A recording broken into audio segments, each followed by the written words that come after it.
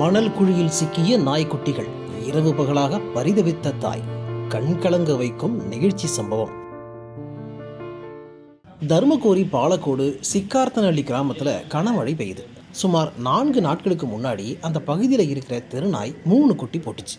மழை கொட்டுறதுனால குட்டியை சேஃப்டியாக வைக்க தாய் ஒரு ஐடியா பண்ணுச்சு. ஆற்றுக்கு பக்கத்தில் ஒரு புளிய மரம் இருக்குது.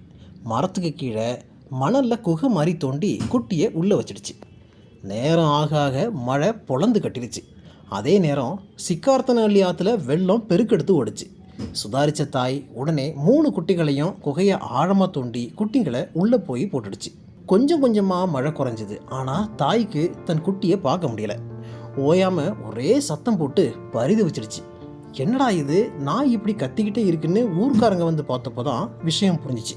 வெள்ளத்தில் அடிச்சுக்கிட்டு போகாமல் குட்டிங்க பத்திரமா இருக்கணும்னு சுமார் 8 அடி ஆழத்தில் தாய் குட்டியை போட்டுட்டு வந்துடுச்சு. இப்போ தாய்க்கு திரும்ப குட்டியை வெளியே கொண்டு வர முடியலை. குட்டியை பார்க்க முடியலன்னு தாய் அந்த இடத்த விட்டு நகரவே இல்லை. சாப்பிடாம தூங்காமல் அங்கேயே காத்து கிடந்திருக்கு. விஷயம் தெரிஞ்ச தீயணைப்பு துறையினர் உடனே ஸ்பாட்டுக்கு வந்தாங்க.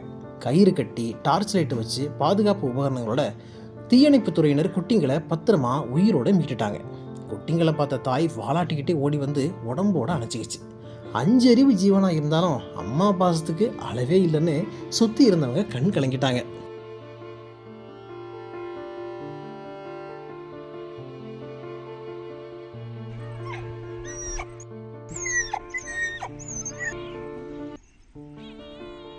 சரி சரி